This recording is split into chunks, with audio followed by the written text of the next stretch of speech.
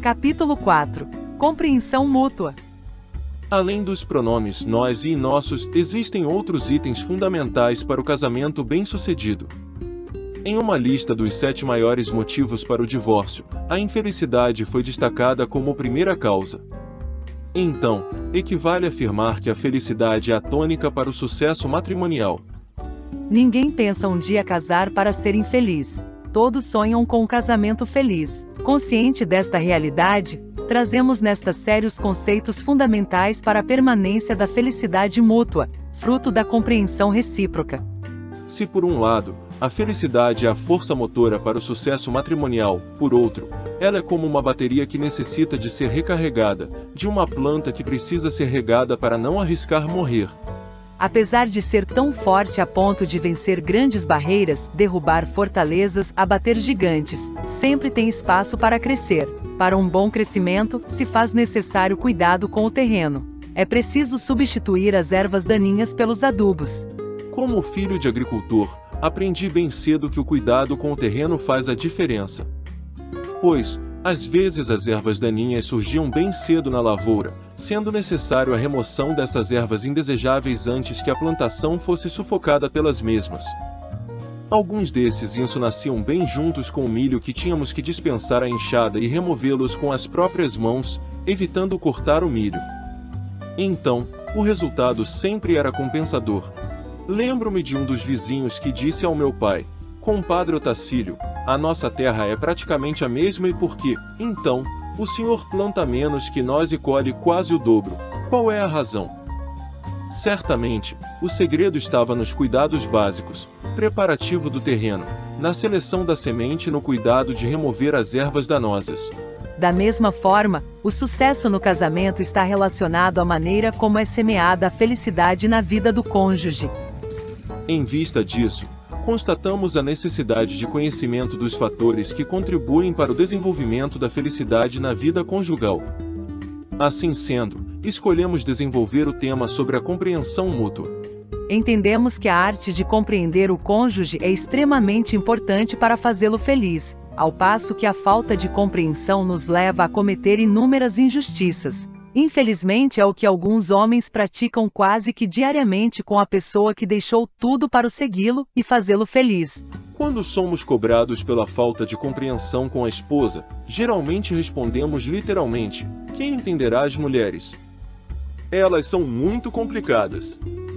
Sim, não é fácil entendê-las. No entanto, o fato de ser complicado compreendê-las significa que Deus não as fez de uma forma simples, mas sim, de forma magnífica. Existe uma grande diferença entre o homem e a mulher e são essas diferenças que fazem que mutuamente se completem. Deus, na sua sabedoria, criou o homem e a mulher, possuindo diferenças bem marcantes, tanto anatomicamente quanto fisiológica e geneticamente.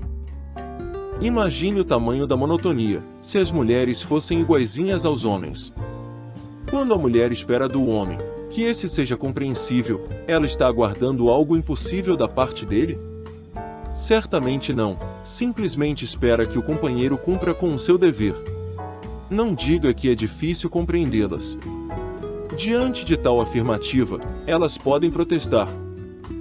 Será isso verdade? Não foram eles que construíram as grandes pirâmides no Egito quando não existia nenhum tipo de máquinas que existem hoje. Inventaram o avião capaz de quebrar a lei da gravidade, o rádio, a televisão, o computador, enfim, suas capacidades são quase que infinitas.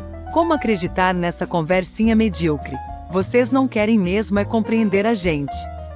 Sim, elas têm toda a razão para pensar assim. A verdade é que entendemos de futebol, de carros, enfim, de quase tudo. Por quê? Porque buscamos simplesmente aquilo que é do nosso interesse. Quando não buscamos compreender a esposa, estamos, na verdade, dando a entender que ela não é interessante. Isso constitui uma ofensa. Portanto, se não consegue compreendê-la, pelo menos, demonstre que estás esforçando-te para isso. Quero deixar claro que não estou me referindo a uma demonstração falsa e sim verdadeira. Talvez sua dificuldade seja que não a ouve de forma correta. Se escutá-la pelo menos como escuta seu chefe no trabalho, ou seu cliente, e até mesmo seu amigo, certamente irás mudar o conceito a respeito dela. A arte de ouvir com atenção é o passo fundamental para compreender a mensagem oral que está sendo transmitida pelo interlocutor, o cônjuge. Prestar atenção em uma mensagem oral é muito importante, pois, na linguagem oral, o ambiente é comum a ambos os falantes. Por isso, quando usam eu, aqui, hoje, não precisam explicitar do que se trata. Além disso, os gestos, expressões faciais, altura do tom da voz, contribuem para a clareza da comunicação. Sabemos, portanto, que a falta de compreensão não tem sido uma negligência unicamente de uma parcela dos homens, mas também de muitas mulheres. A compreensão é um fator importantíssimo para gerar felicidade, ao passo que a incompreensão no relacionamento, inevitavelmente gera infelicidade. Ao procurarmos compreender o nosso cônjuge, criamos um ótimo relacionamento matrimonial. Mas, para melhorar a compreensão mútua, é necessário entender que existem diferenças físicas, intelectuais e sentimentais entre homens e mulheres.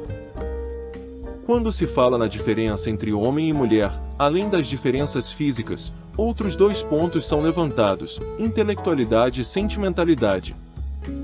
Diversas pesquisas já foram realizadas abordando a diferença entre homens e mulheres no quesito inteligência. Para alguns estudiosos, essa diferença é explicada geneticamente, para outros há diversos fatores envolvidos, principalmente o comportamental.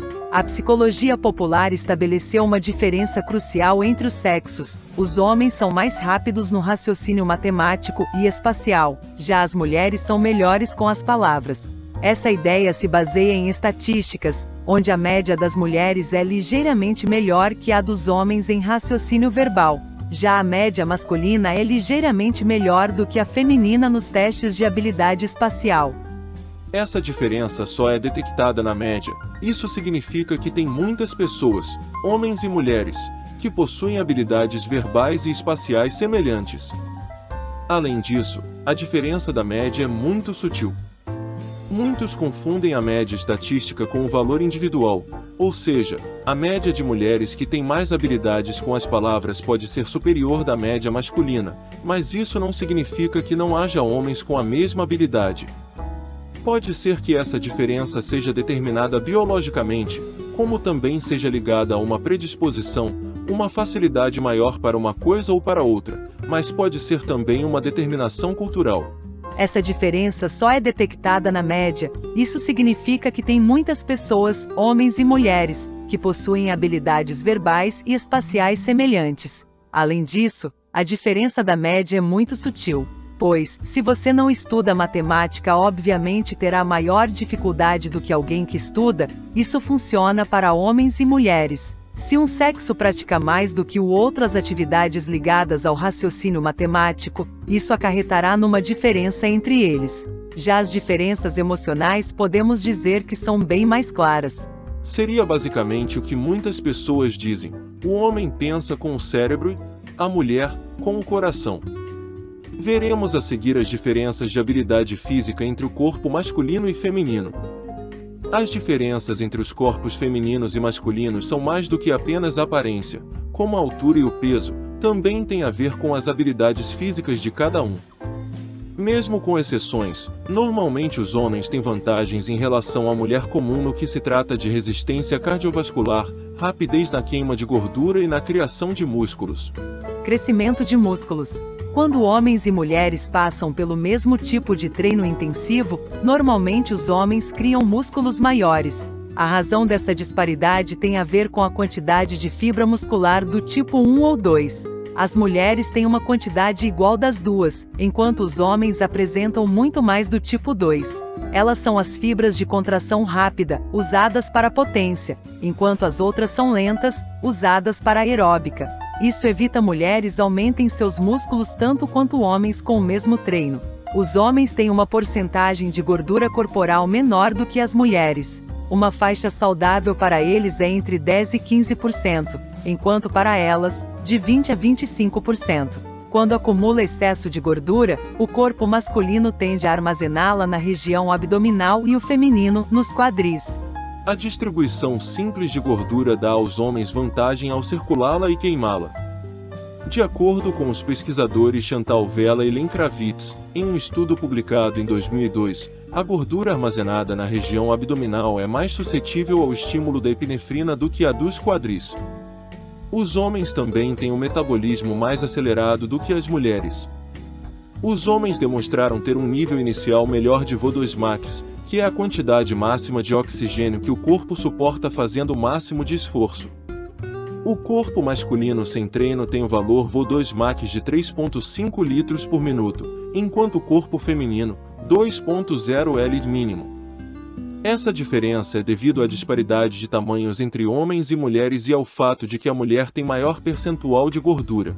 No que diz respeito ao transporte de oxigênio, elas têm um nível mais baixo de hemoglobina, o que pode influenciar na entrega de oxigênio ao corpo. Devido ao número mais alto de fibras musculares do tipo 2, percentual de gordura mais baixo e maior de VO2 max, os homens têm mais força e potência nos músculos. Também pelo fato de terem mais fibras musculares tipo 2, eles têm maior massa muscular, principalmente na parte superior do corpo, o que resulta em uma força maior.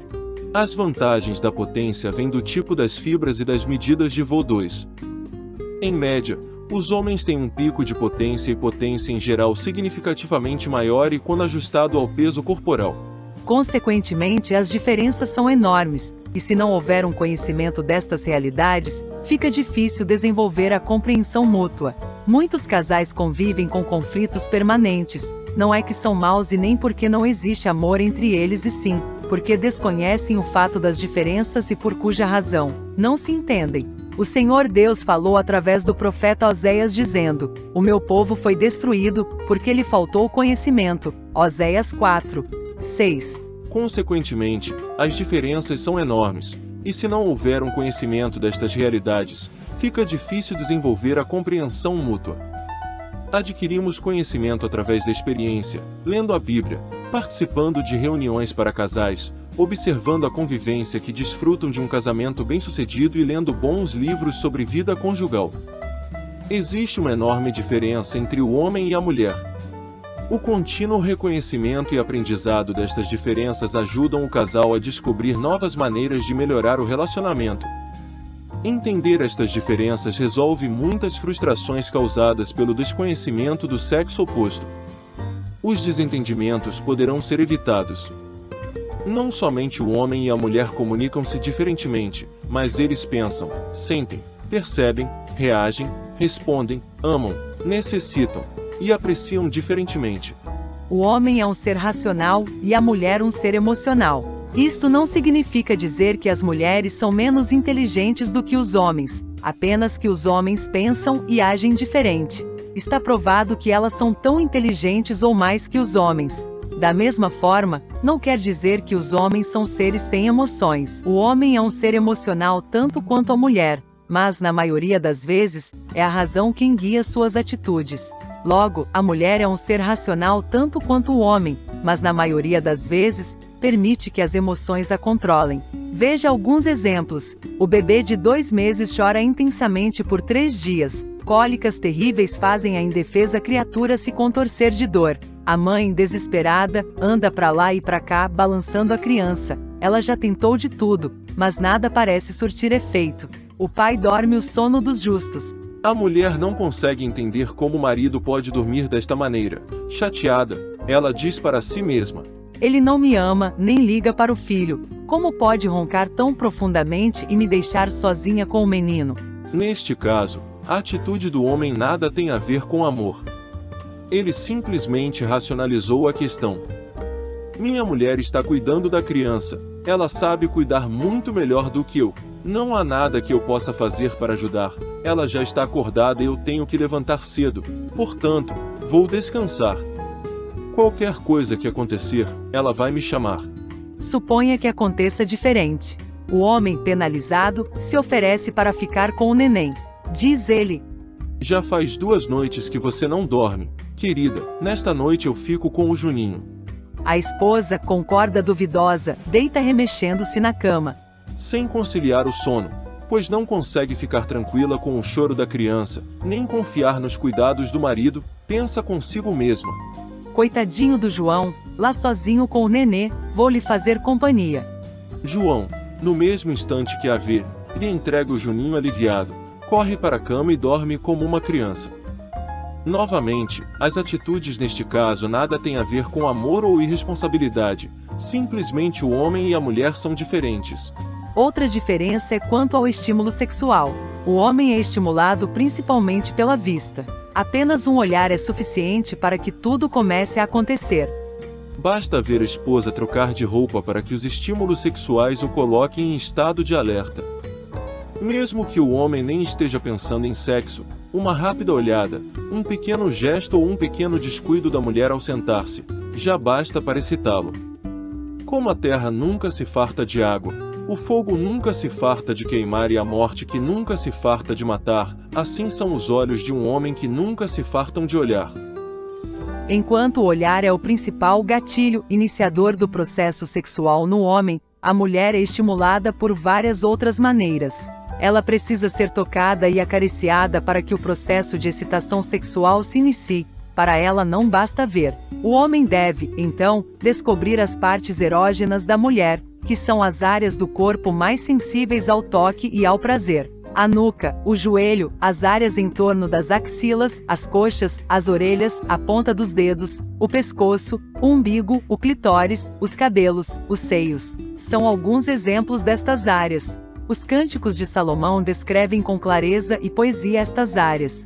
Além do tato, a mulher é estimulada pelo ouvir. Uma palavra de carinho faz com que a mulher comece a pensar na possibilidade da relação sexual e aciona o processo de excitação. Existem algumas frases que a mulher jamais se cansa de ouvir. Você está linda. Esta roupa está ótima em você. Seu cabelo desse jeito me deixa doidão. Eu te amo. Ela é sensível a elogios. Pelo ouvir, o processo que a levará à entrega e à relação sexual se inicia. Do mesmo modo, palavras e frases agressivas devem ser abandonadas no relacionamento a dois. A pior coisa que fiz foi casar com você. Maldita hora em que me casei. Você é igualzinha à sua mãe. Frases como estas agridem e criam barreiras, muitas vezes intransponíveis. O olfato é outro sentido que deve ser levado em consideração no estímulo sexual. O discreto perfume do marido excita a mulher e a leva ao desejo. Negativamente, o fartum, ou popularmente conhecido mau hálito, o CC, odor mal cheiroso provocado pelas axilas, e o chulé, são bloqueadores e inibidores de uma vida sexual plena. Outro importante fator no estímulo sexual é o meio ambiente. O homem, na maioria das vezes, não se importa quanto ao lugar ou hora. Ele quer e pronto. A mulher, por sua vez, é influenciada pelo meio ambiente. Luz de velas ou abajur, cortinas, flores, música, lençóis macios e limpos, barba feita e banho tomado, camisolas, pijamas e porta fechada são alguns fatores que influenciarão positivamente ou negativamente a mulher. Como um ser emocional, a mulher é também estimulada pelas emoções. Para ela, não basta apenas receber um beijo interessado no fim do dia ou um elogio mecânico e programado. Ela precisa estar completamente bem emocionalmente para que a relação tenha sua participação efetiva. Lembrando também que as ansiedades provocadas pelos filhos, por um marido alheio e insensível, pela solidão do dia a dia dentro de casa e as pressões financeiras, criam barreiras emocionais terríveis na relação sexual. Depois de anos de opressão psicológica, abuso, silêncio, amargura e tirania, a frigidez pode tornar-se crônica. O tempo também é um fator de diferencialmente entre homem e mulher. Para o homem, a relação se inicia imediatamente. O tempo é agora. Para a mulher, a relação que vai acontecer à noite se inicia pela manhã. A relação sexual da mulher não começa quando ela vai para a cama. Outro fator do tempo é que a mulher demora bem mais para chegar ao clímax sexual do que o homem. O homem precisa apenas de 2 minutos, enquanto ela necessita de 20 a 30 minutos. Na mulher, a preocupação ainda se manifesta de forma diferente. A mãe quer saber do bem-estar dos filhos. Ao telefonar ou questionar, ela diz: Vocês estão bem, almoçaram direito ou comeram sanduíches, estão se cuidando, têm dinheiro?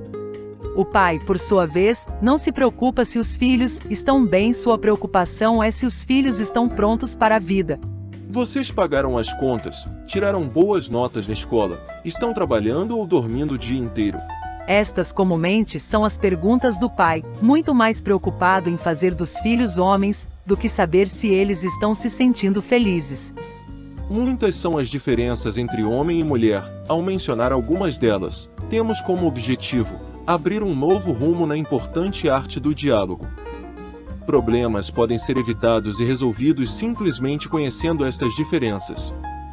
Assim, cobranças serão abandonadas pelo entendimento das razões que fazem de cada pessoa agir como age.